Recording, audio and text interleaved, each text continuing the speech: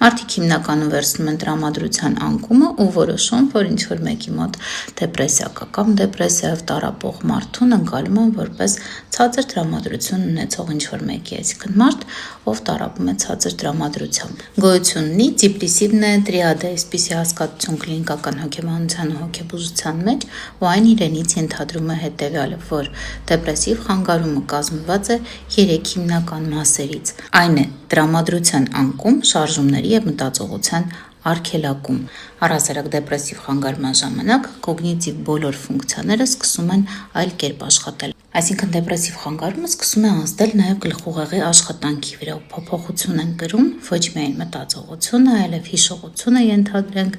ու ուշադրությունը։ Ու հայեր մտածողությունը սկսում է փոփոխությունների ենթարկվել, այն ուղիղ անդրադառնում է նաև խոսքի վրա, հետևաբար խոսքում մենք ևս փոփոխություններ կնկատենք, մարդիկ սկսում են ավելի դանդաղ խոսել։ Այնպես որ դեպրեսիան ուղղակի բացատրել տրամադրության անկումով, ցածր տրամադրությամբ, վատ տրամադրվածությամբ չի կարելի ու անթույլատրելի է։